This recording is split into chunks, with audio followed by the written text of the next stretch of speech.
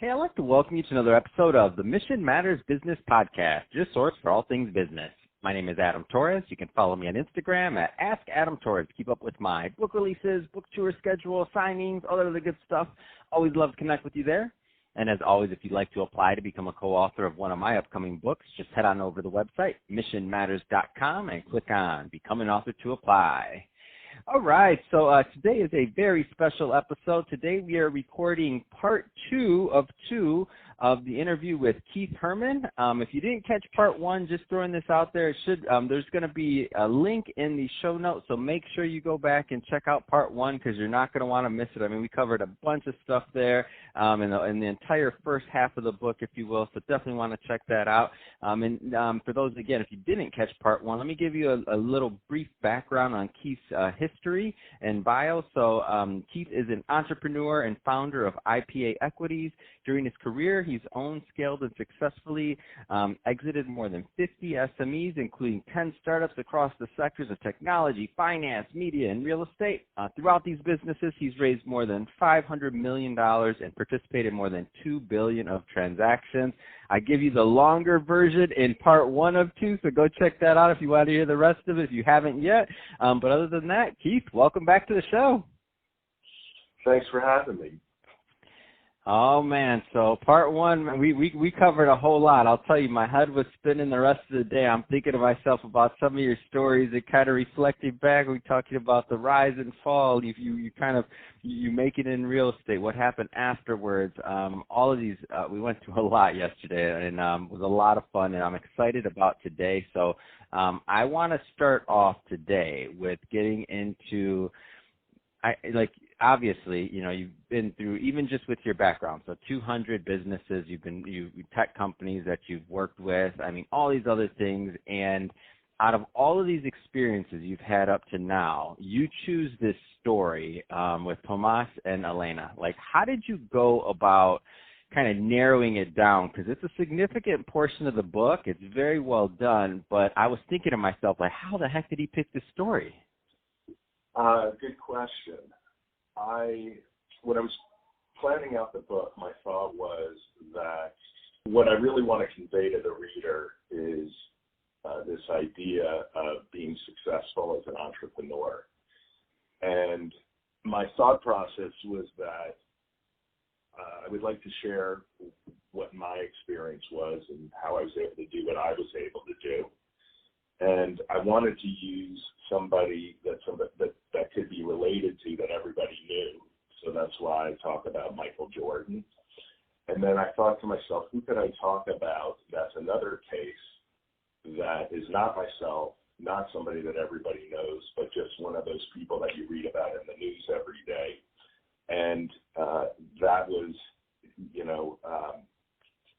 that was the best example that I could use that I had experience with, firsthand experience. So that, for me, it was very easy to choose that story. I mean, there have been other stories, but that one was also very personal. It wasn't just a business transaction. It was a personal relationship. So I thought it was fitting. Yeah, when I was reading it, it just had so much depth, as I mentioned in part one of this interview series, that it was not just an entrepreneur story, it was a love story. It had all these other facets in it. It had a struggle with Tomas trying to grow into this other person that he needed to ultimately be. You had in there his willingness to learn. I mean, all these other things. It was just such a dynamic story. I feel like when a lot of the readers go through this, there's going to be many things they could relate. First of all, I could relate to many of the things, like, and this isn't too much of a spoiler because it's right there in the table of contents. But the idea that somebody could, or I should say, the idea that when he comes to you with this shoebox and he says, Keith, I'm not a business person, like, I'm an inventor.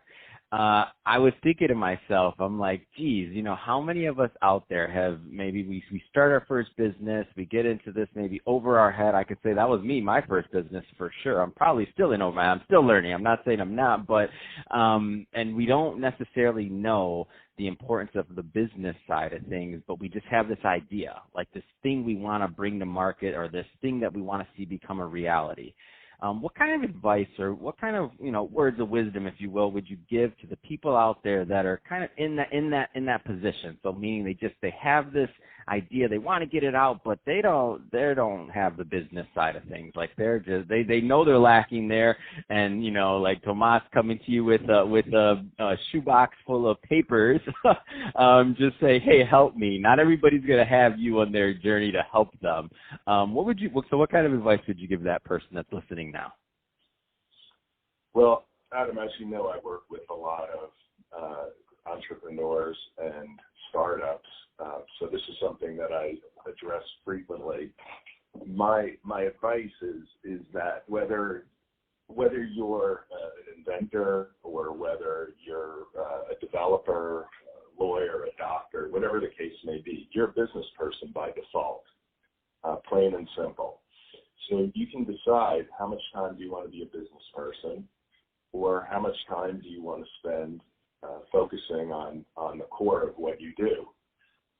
That being said, obviously, if you're a developer, you develop software or develop something else, right? If you're a doctor, you see patients. If you're a lawyer, you see clients. So you really have to make a commitment that it's in your best interest to focus on that and work with somebody who has business experience so that they can take that off of your plate.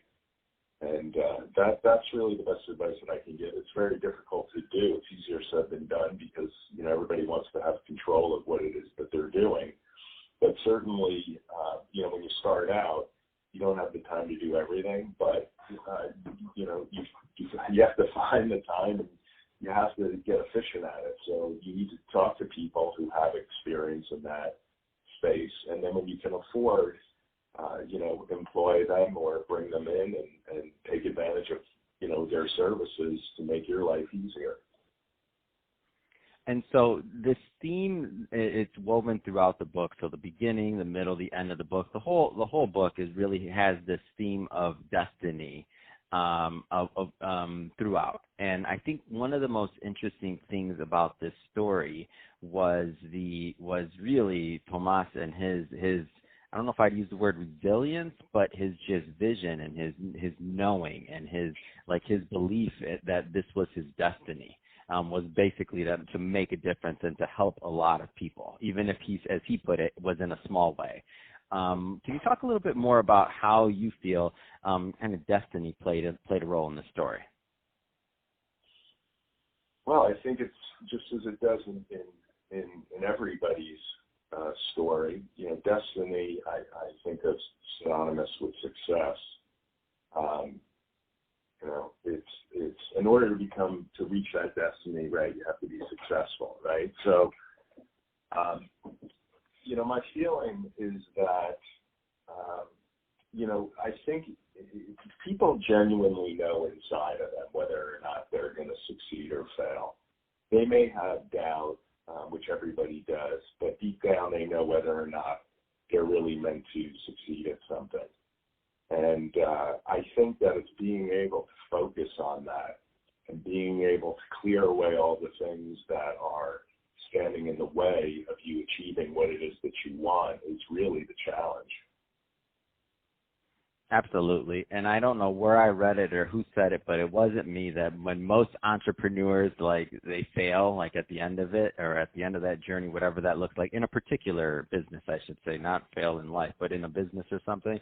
And they say at the end, yeah, I kind of figured that wasn't going to work. Or they'll kind of admit that at the end of the journey. And it's and it happens over and over again. And so obviously I'm being in business for a while. I've met quite a few people that, they're at the end of that end of it, and whenever it is, whatever after the healing period or whatever, because it's hard to lose a business, it's hard to fail, not trying to glance over that.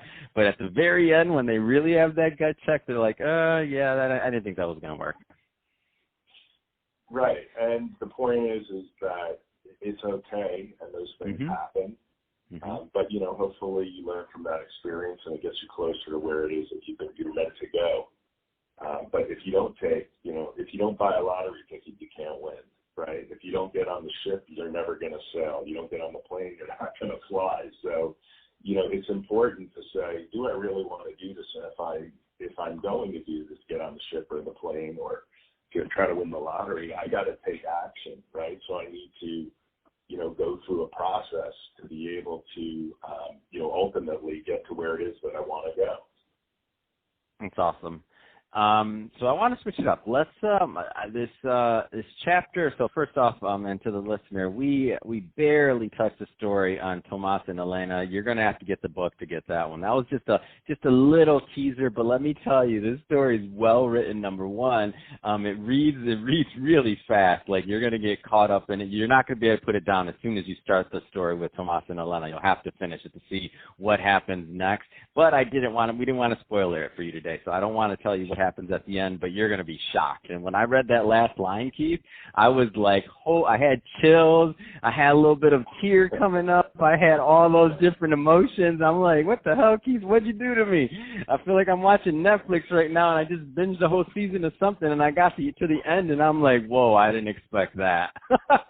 So awesome job on that story. And for everybody listening, hey, there's going to be the link in the show notes. Just go buy the book, and you're going to have to read that one for yourself. But for now, let's move on to the next one. So this was my favorite paragraph in the book, and I'm going to read this one verbatim, which I don't normally do, but this one just hit me because I was like, oh, man. And it's just the way it's written, I'm just like, yeah, this is the one. So it's in the chapter on mystic money, and we're going to talk a lot about alignment and Keith's view of that and what that looks like, but this is a paragraph that hit me.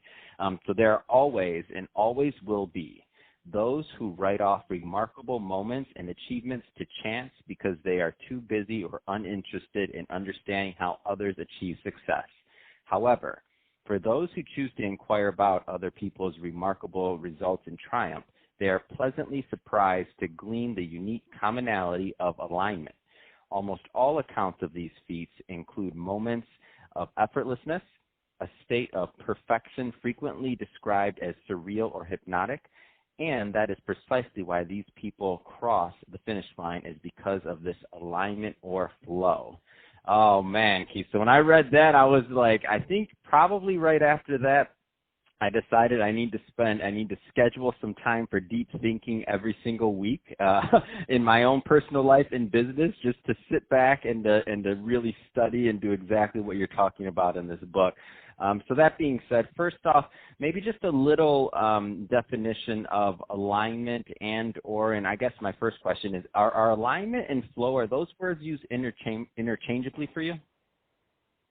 No, not at all. Flow is very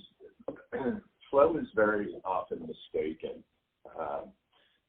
And what I mean by that is the way I see flow described very often is this state of effortlessness where things are just happening and everything is perfect. Well, very often that does happen, but you're not really aware of what's happening, and you may just be on autopilot, and you're just going through motions, but you're not really present.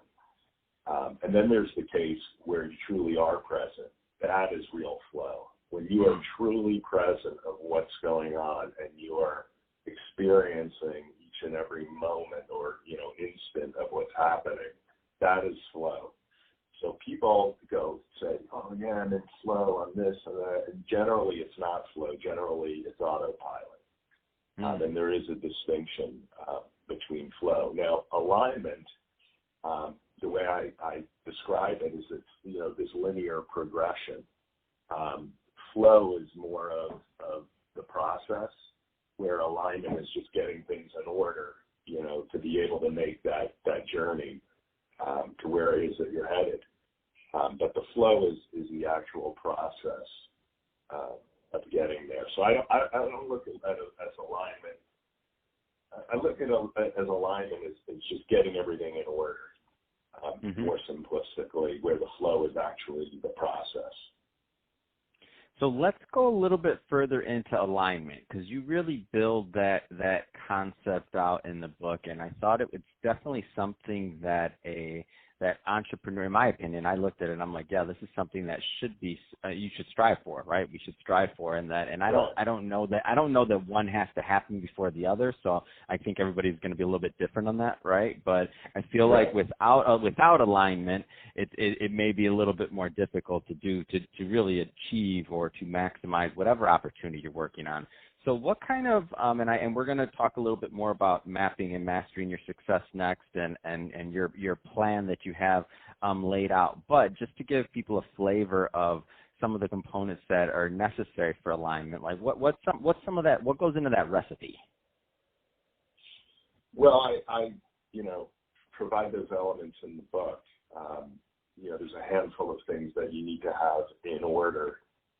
Not necessarily a specific order, but it's pretty close to the order. There may be one or two things that may fall into, precede the other. It's generally those elements. Some of the things are, your desire, motivation, beliefs, your values. These are the things that you have to have them set up in a way to where you can execute on what it is that you're trying to do with the least amount of resistance. So if you think about the concept of an object moving and friction, the more friction that there is, the slower the object's going to be moving. So you want to get moving as quickly as possible, because 2/3 of all businesses fail, shortly after they're out of the gate, right? So if you're an entrepreneur, you want to make sure that you do things as quickly as possible. And to do that, you need to have things as aligned as well as you can. What you're going to find out as you move through, try to move forward to where your destination is, you're going to find sticking points and challenges that you need to overcome. And it's a matter of getting those in order to improve on your alignment. And if you think about it as your spine, if one of your vertebrae is out of place, you may have pain, you may not be able to stand up straight, you may not be able to move as easily. So you want to get all those vertebrae in line so that everything is in perfect order so that you can perform at your best. No, that's awesome. And as I was reading through it, and especially what you're saying right now in terms of like how that speed is important, and especially because businesses fail many times out the gate and all these things, it all adds up to what gives you the best probability of is the business going to work. So I just like the way the book was laid out into that, and I want to spend some time. We're not going to go into, so everybody listening, there's like Keith lays out, there's 8 steps there, but let me read this line though, because I love this. I love when I read this, I was like, yeah, I knew Keith would not put something in the book that he did not believe in. So this made me laugh at the same time, and at the same time, I'm like, this is so Keith, and then it's just true. So to start off the chapter, mapping your mastering your success, you wrote, yes, many people are just looking for a quick fix with a few steps. But we can see from very successful people, real success requires considerably more than only a few steps and work. It requires mastering a process. Can you talk a little bit about that? Because sometimes because for the people that pick up this book, there's still a process you have to master. It's not saying just do these couple of steps and you're good. Can you talk a little bit more about that? Because I love that you put that in the book. I put that in there because I felt that everybody is looking for an easy solution. And, I want to get to my destination quickly. I want to have a successful business overnight. And it's rarely the case. And if you're an entrepreneur, you have to be very dedicated and devoted to what you're doing. And that requires fortitude and really, being determined to reach where you're going. And I think that's really what sorts out people who are just, taking a stab at something versus people who are true entrepreneur. True entrepreneur, it's very hard to dissuade them from doing something. So my thought process was that it's important to share that so that people become realistic, have a realistic expectation that you have to do the work. Can you talk about what because a lot of people use this word, and I think sometimes this is another misunderstood word. Can you talk about what you mean by requires mastering a process? So specifically the word process and what that means to you. Sure. A process to me is how can I explain it? In other words, let's say if you're doing a chemistry experiment, you have to follow the steps. Now, anybody can follow the steps in a chemistry experiment. And the reason why I mention this is because it reminds me of when I was in high school and did chemistry experiments, and they said, when you're done, the liquid in the beaker should be blue, and I would end up with yellow. Same, by the way, same. Right. I'd end up spilling it personally. I'm like, I spilled it. Can I get another one? Right. But then when I went to college, with the same analogy, when that would happen, what I understood is that there's a reason why it's yellow and not blue. And it's understanding what's going on behind it to be able to correct that result. So that process, it's more than just following steps. It's being able to make corrections as you go. And that's when I talk about the other elements, besides these steps. There's steps, and then there's these other elements that you need to have. So the elements are all part of that process, and just following the directions alone are not going to really necessarily get you the result you're looking for. Yeah, and I think one of the big takeaways for me from the book is I was reading that and kind of reflecting and thinking about, other things I've read in the past and everything else was that entrepreneurship, it's not a mystery. It's not like building a business, like all these other things. Like there's processes now, there's roadmaps, there's a lot of different things that can make a dream reality, but kind of thinking that you have to reinvent or create something.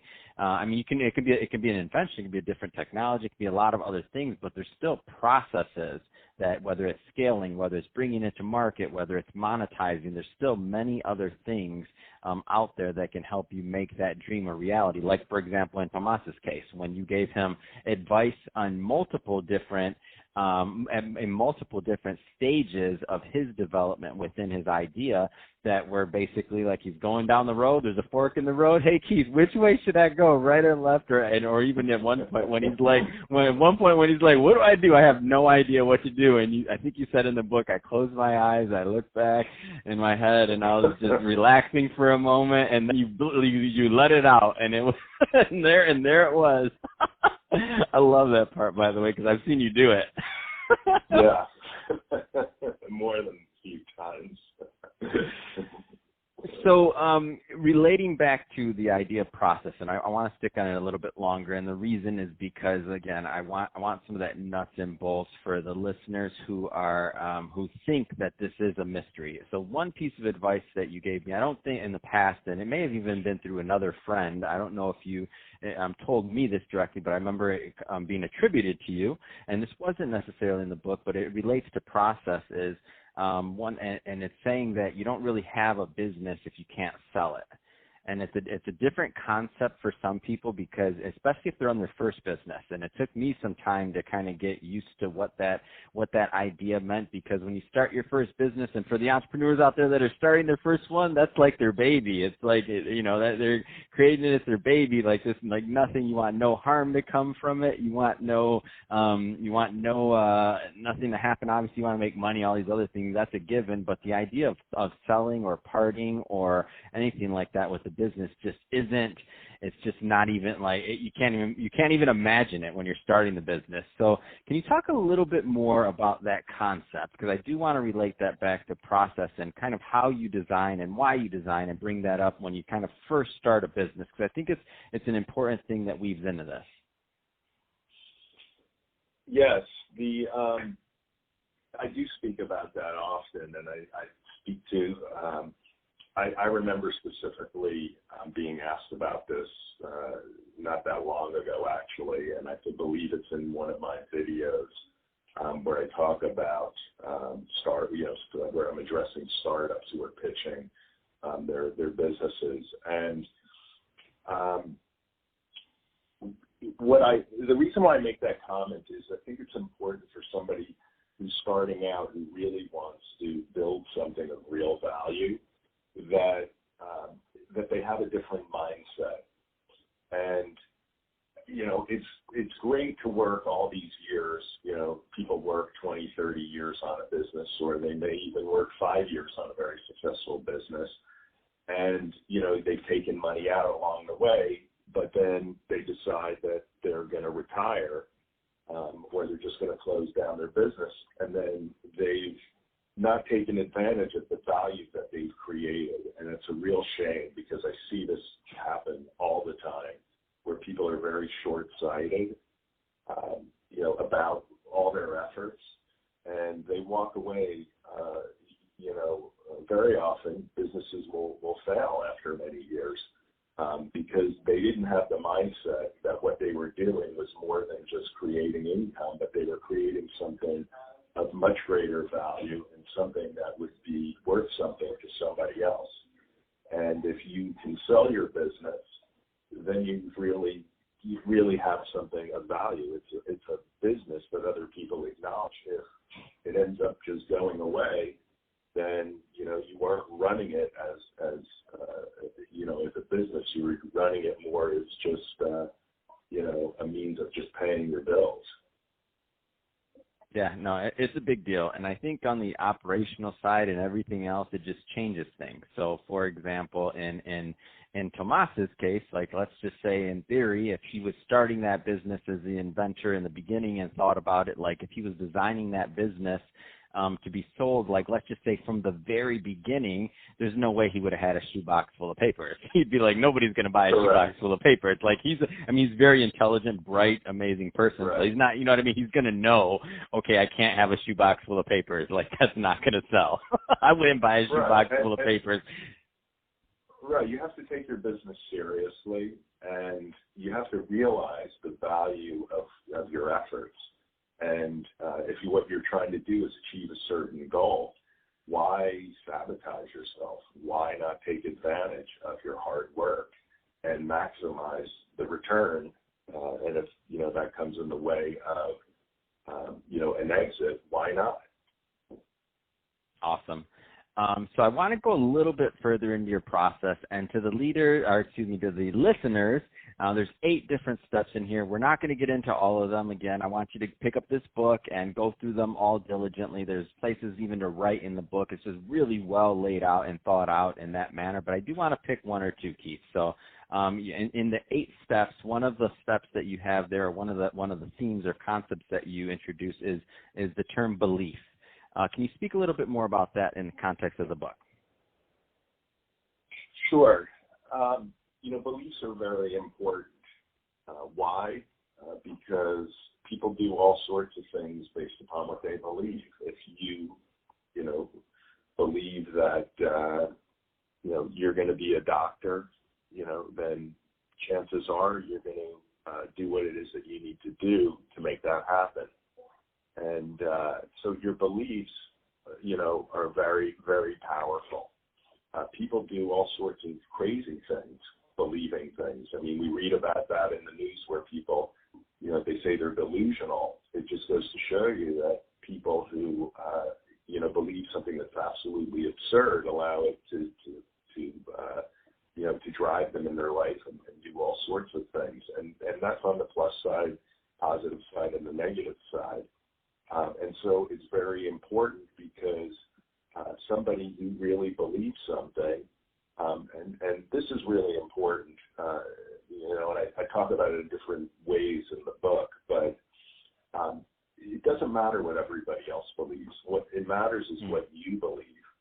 And that's very important because through the process of being an entrepreneur and building something, a company or a venture, whatever the case may be, it's important that you don't allow other people to, get in your way of you achieving what it is. And that's where your beliefs come in. If you really believe what you're doing is going to serve the greater good and be something that's very important, then you need to pursue that, regardless of what other people may think. And I talk about this in the book, about being around people that are not in alignment with you. Mm-hmm. That all goes to the beliefs. So beliefs are very, very powerful and a very important part of the process.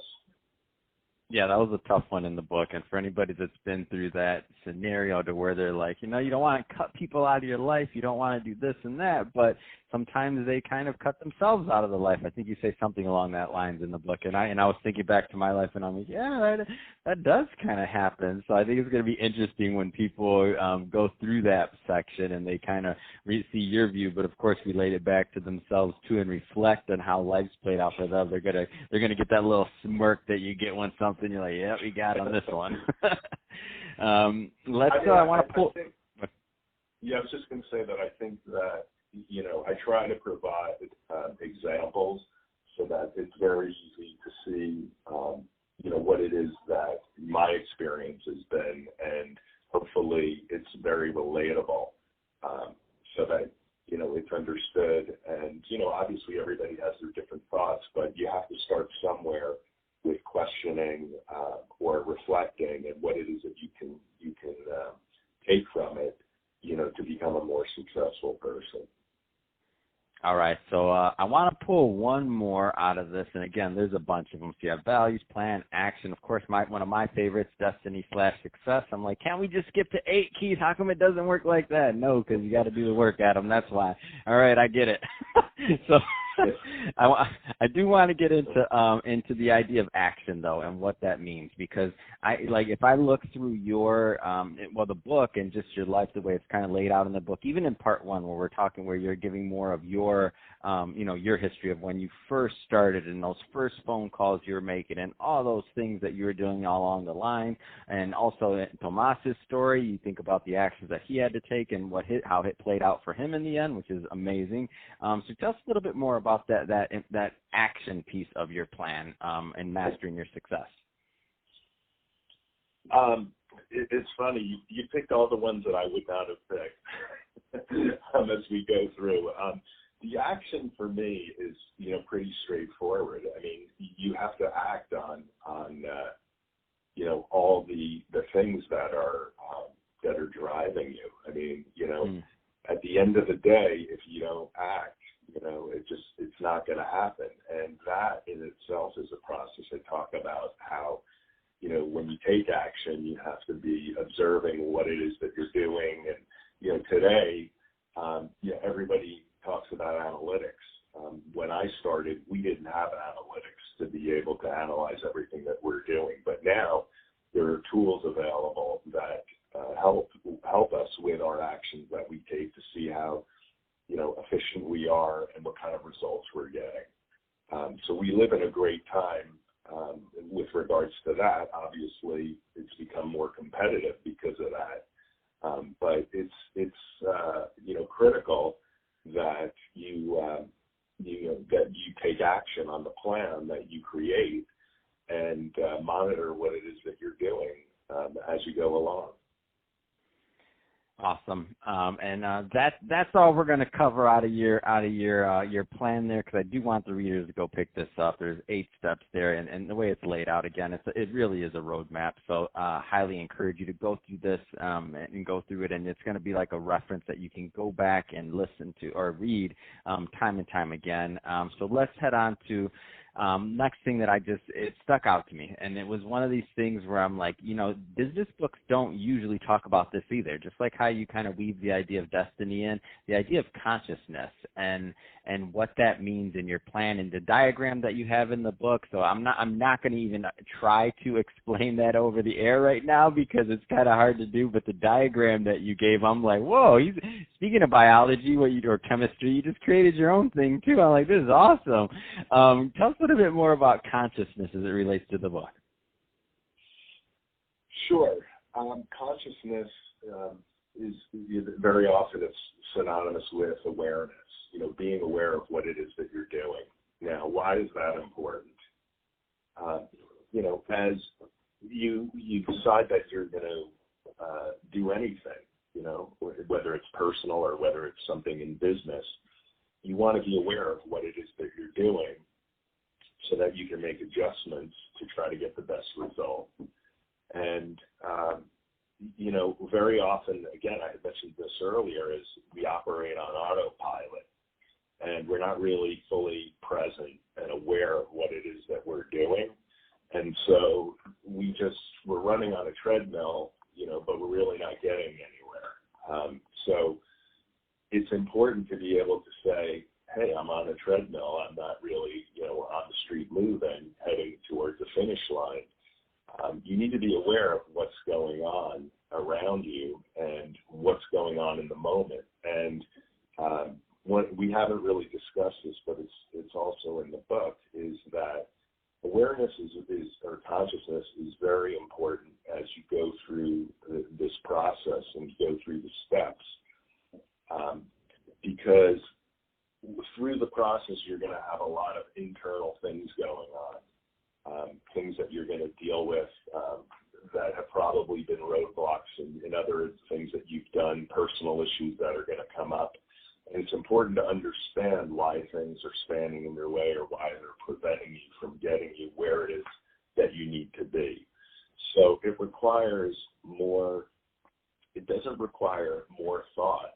It actually requires more time just kind of being present and being able to receive information that's coming to you about how you're feeling and what's going on with you.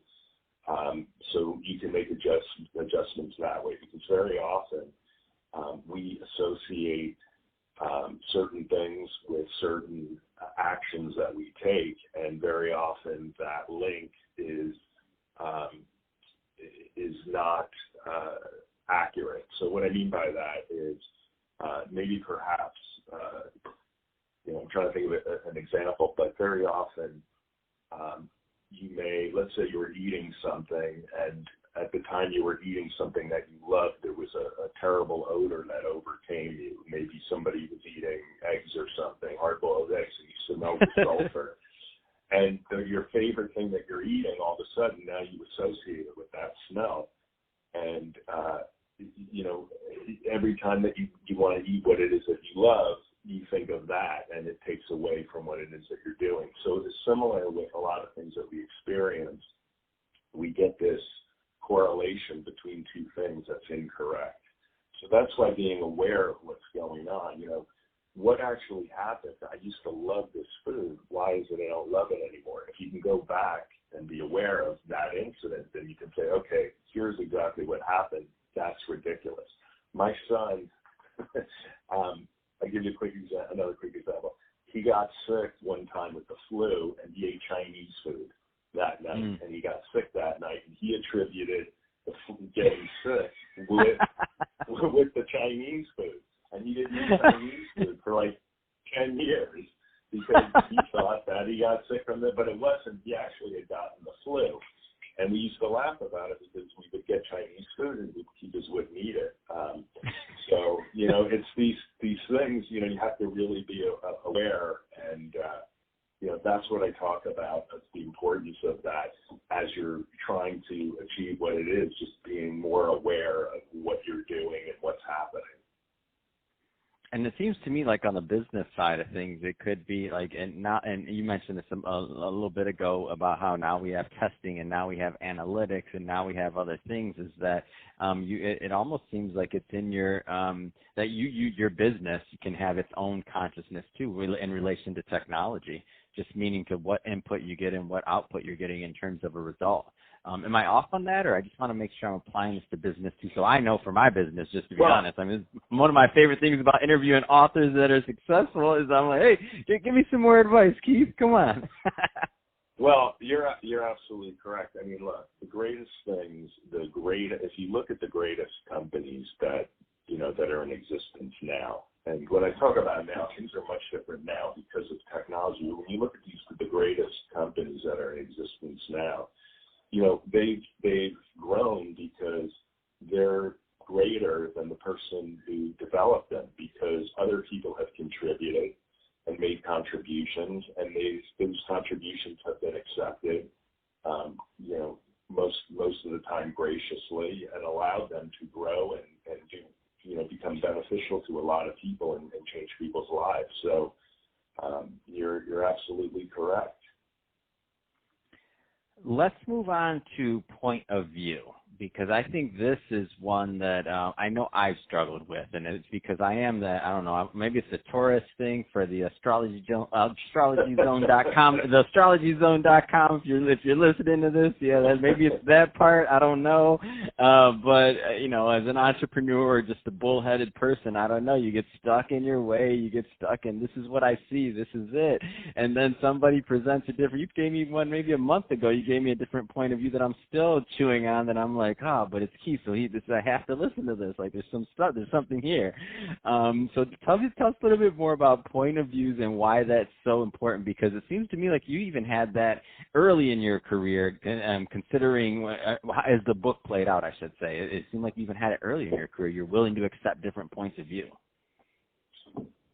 Yeah, because if you want to be successful, you have to consider that if you're not getting the result that you want, perhaps what you're doing is not the right thing. So there have to be other possibilities. Let's say that again. Hold on. I don't want to glance over that, Keith. If you're not, because that's like what you just said, that could be an entire book in itself, just one line, read it, and just keep reading that sentence again and again so that you know that it's time to change something. If you're not, say that again. How'd you say? If you're not getting the result that you want, say that again. If you're not getting the results that you want, you need to consider that there are other possibilities to get you to where it is that you need to go. You need to be able to pivot. And in order to be able to pivot, you have to have options. If you don't have options, then you're stuck. So you need more. The more possibilities there are, the more options you have, and hopefully out of those options, you're going to find what works best. Now, to a lot of people, and I'd say many people, that's a very scary proposition, because, now all of a sudden you put them in the ocean versus a lake, and it's overwhelming to them. But it's actually a good thing having all those potential possibilities. It's a question of finding the one that you need. And, the great achievements are needles in a haystack, but there's, plenty of haystacks out there, and, you need those possibilities. So it's important to keep an open mind. Yeah, and I see that even in the book. So when you went to, when you ran out of options, as you said, and I believe that's the way you worded in the book, and you said that you went to the bookstore. You're like, I'm out of options. I don't know what else to do. I have to go get some ideas, or I have to go learn something, and tool up. You didn't use those words; those are mine. But it seems like you were searching for different points of view. Absolutely, because I think I said it in the book, is I didn't know what else to do. It was my last resort. So, that was, while it was my last resort, it was a good last resort, because, at that time we didn't have the internet, but, a bookstore had countless ideas in it. It was just a question of finding what I needed in there.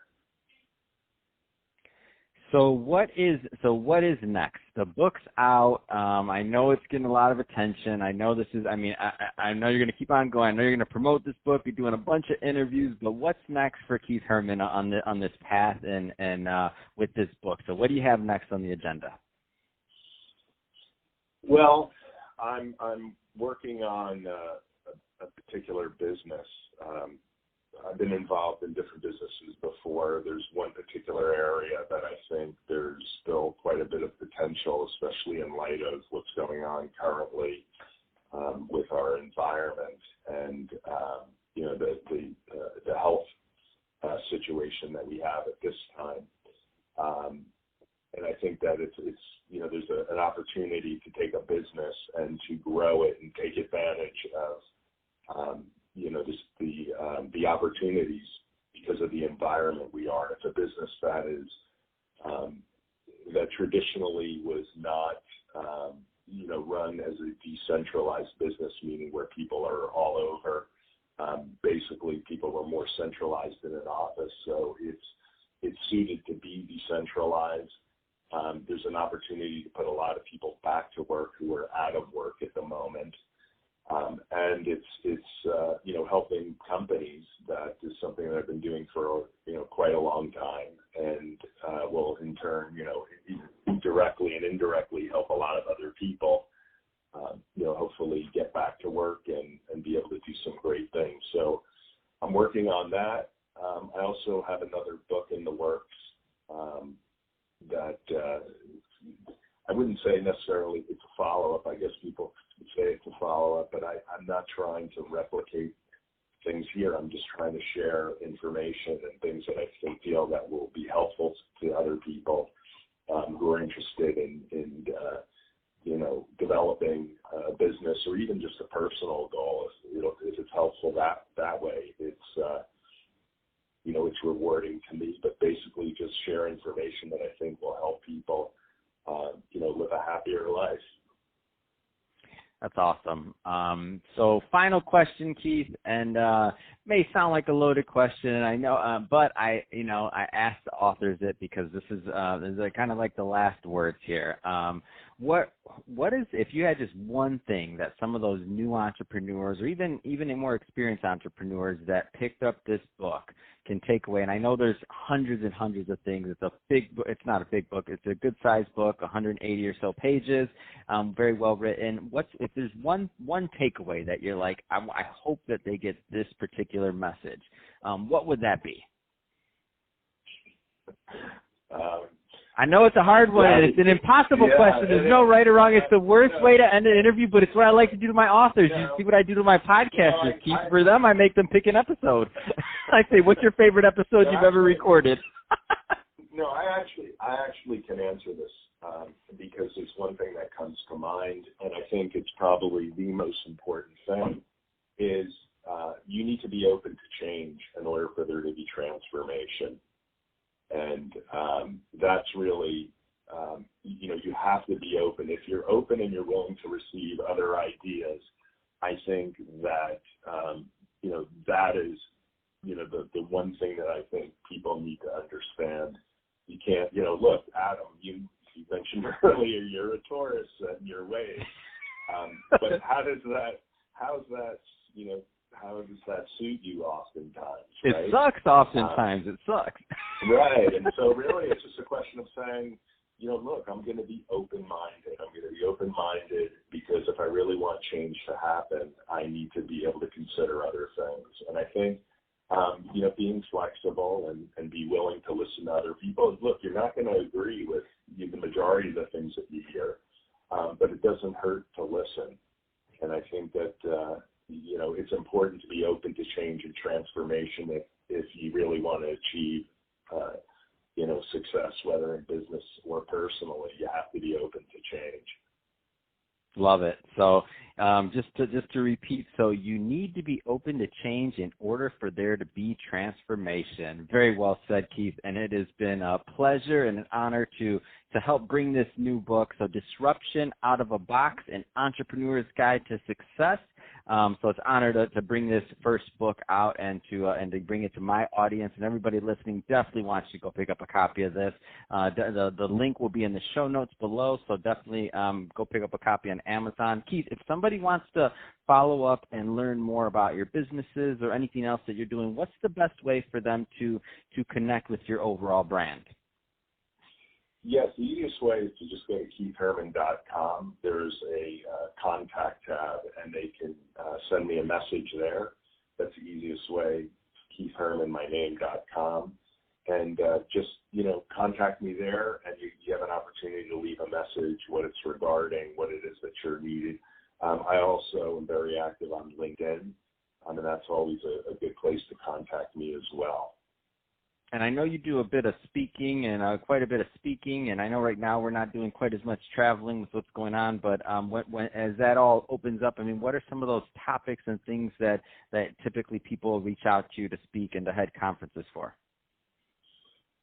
Sure. So I speak very often on disruption and innovation and technologies, and it's something that I've had a lot of experience with on the tech side. So blockchain technology is very often something that they ask me to talk about, how it's transforming industries and what's going on in that space. And I also speak on business growth. And what's essentially in this book is what I'm asked to speak on, to companies. They want to understand what the process is and how to get people on board and empower them. So empowerment, I think it's, more empowerment. I'm not the guy who's dancing on stage and carrying on like Tony Robbins. So I'm a little more dry than he is. But it's about empowering people and getting them on the same page so that they want to come to work. They want to do what it is that they're doing, and how to get better results out of them. So through knowledge is power. So it's basically being able to fill them in on how to improve upon what it is that they're doing. So those are the main things that I speak on. There are other things, like I said, through technologies that I've spoken on, like AI and 5G and virtual reality, augmented reality. But it's mostly disruption and innovation, which is more the overarching, umbrella for all of those things. Fantastic. Well, and you can see a lot of that stuff over on keithherman.com, and so we'll definitely put a link to that in the show notes. So all good stuff there. Well, Keith, definitely pleasure having you on the show. So thanks again for coming on, and to the audience, as always, thank you for tuning in. Hope you got a lot of value out of this. If you did, don't forget to subscribe to the podcast, leave me a review on the Apple iTunes Store, and if you're watching this on our YouTube channel, Mission Matters Business, definitely give us a subscribe there, but also leave us some comments on the video. I'd love to know what kind of projects and things that you're working on. And Keith, thanks again for coming on the show. Thank you for having me. It was a pleasure, and I hope that your audience enjoys the book as much as you did. Final words here. So you need to be open to change in order for there to be transformation. We'll end on that. Thanks again, Keith.